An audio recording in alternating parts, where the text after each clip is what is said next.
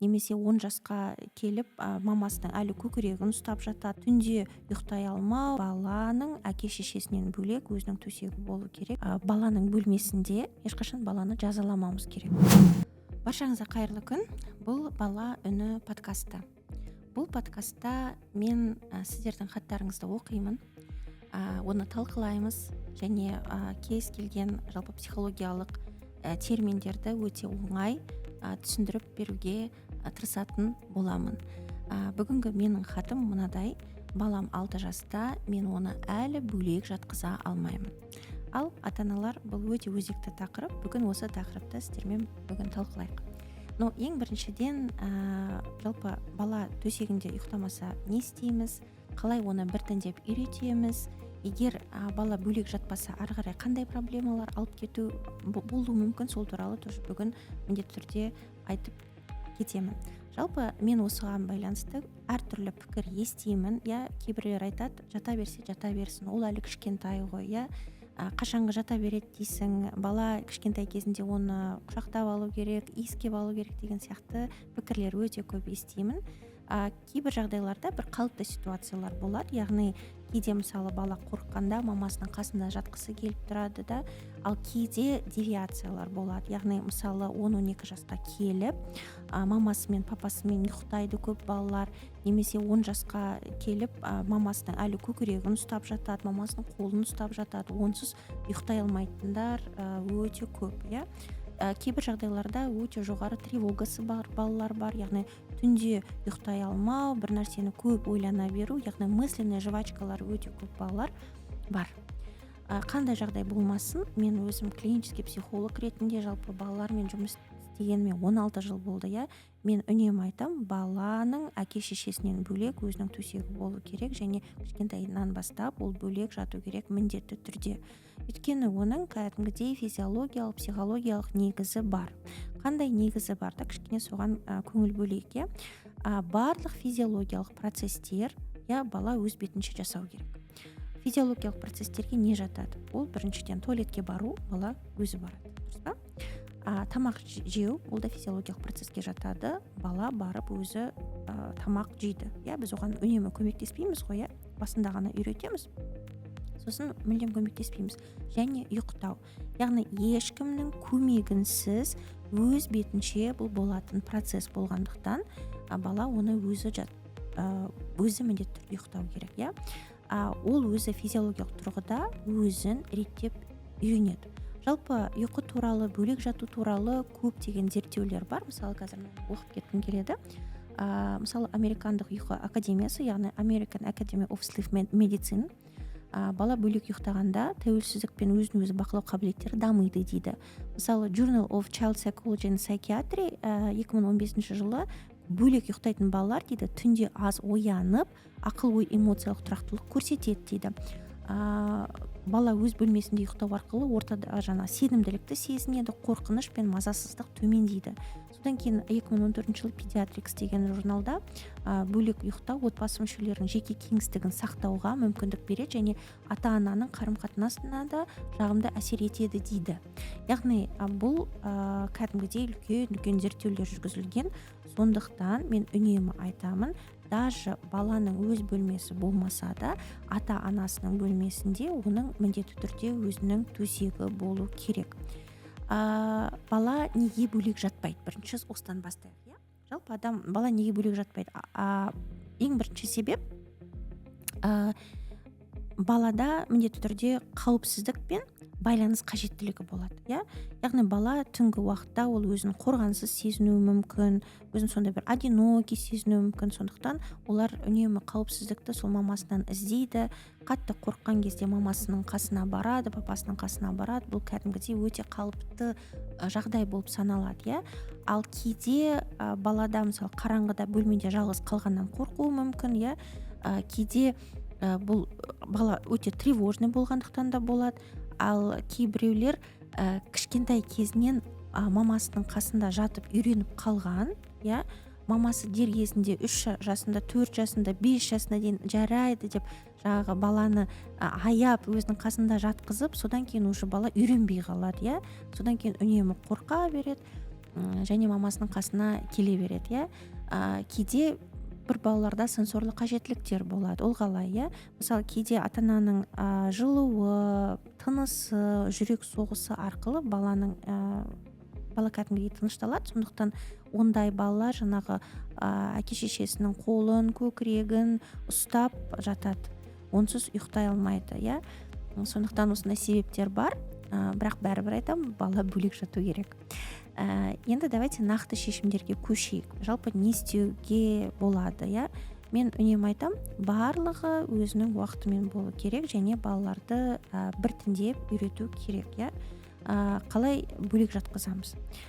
Кейбір ата-аналар сұрайды, қашан бөлек жатқызамыз да? Мен өзім былай ойлаймын.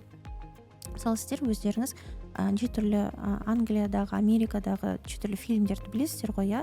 Ол туылғаннан бастап олар бөлек жатқызады, иә. Тіпті баланың өз бөлмесі туылғаннан бастап болады, иә. Мен өз басым былай ойлаймын.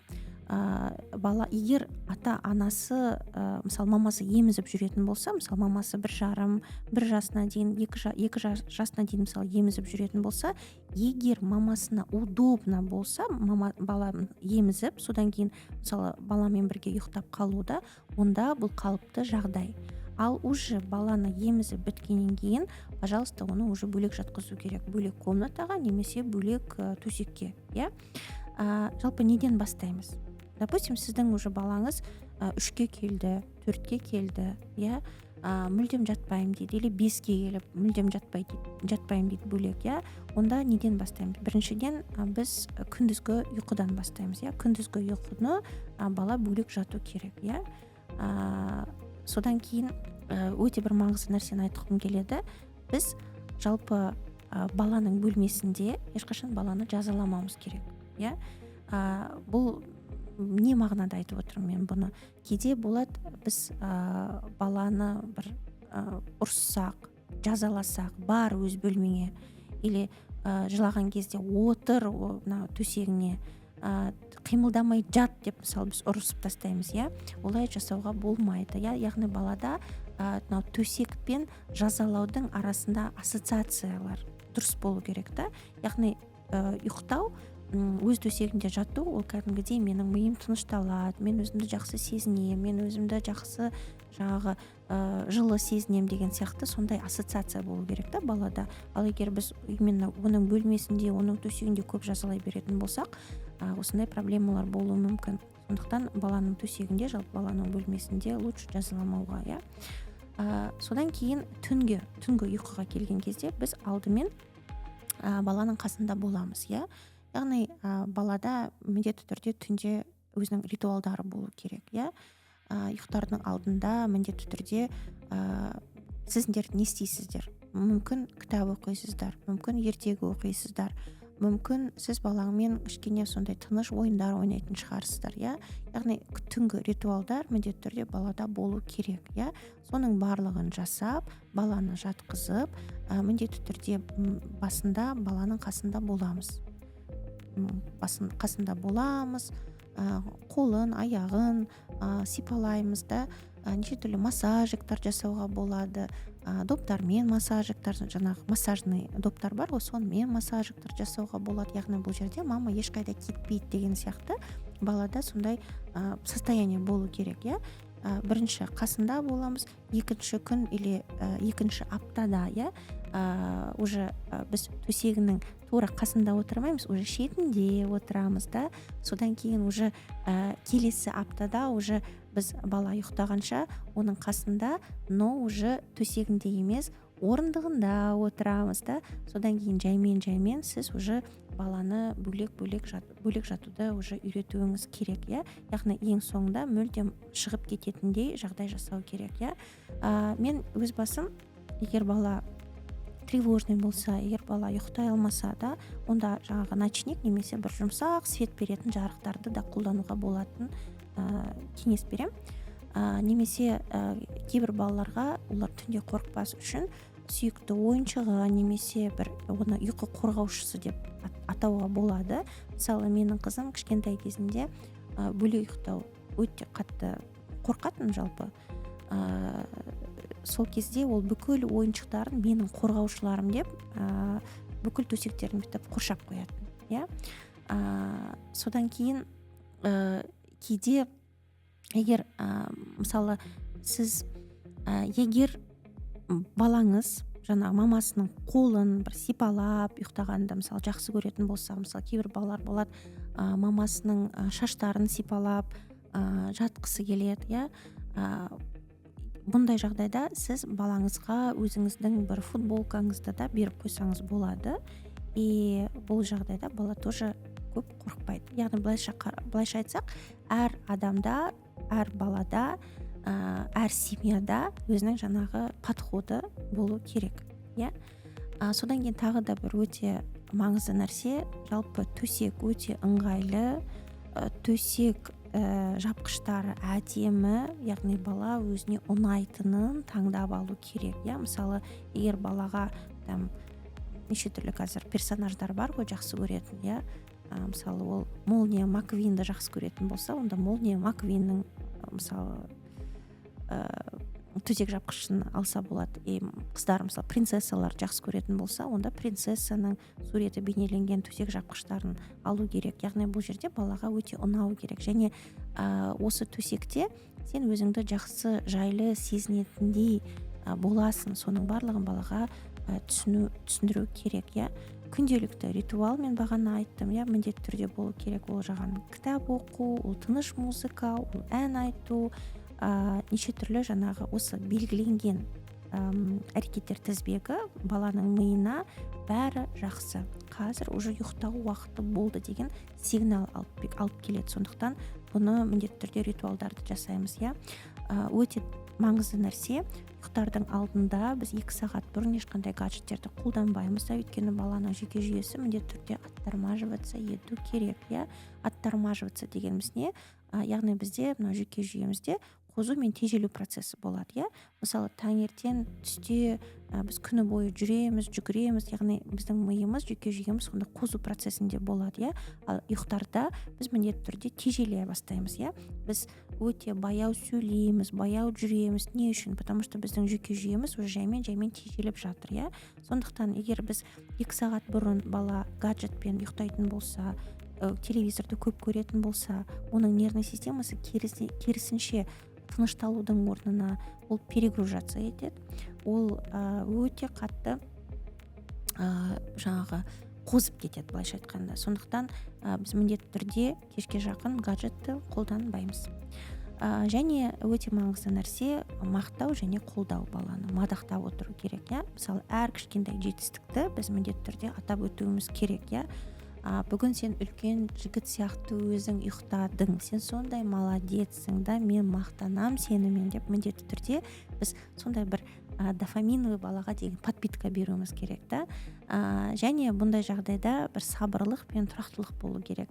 Өйткені жаңа әдетті қалыптастыру ол кейде апталап қалыптасады ол нәрсе, немесе ол айлап та қалыптасуы мүмкін. Бұл барлығы қалыпты жағдай. Және бұл жерде өте маңызды нәрсе, егер сіз шешім қабылдасаңыз, я мен баламды бөлек жатқызамын, я шешім қабылдадыңыз ба, болды. Значит, сіз осы шешіммен ары қарай жүруіңіз керек, я. Қайта бала сізге келе беретін болса, бұл жағдайда лучше всего, егер әкесі барып қайтадан сол баланы төсекке жатқызса өте жақсы да. Бұл өте сондай бір символичный нәрсе да.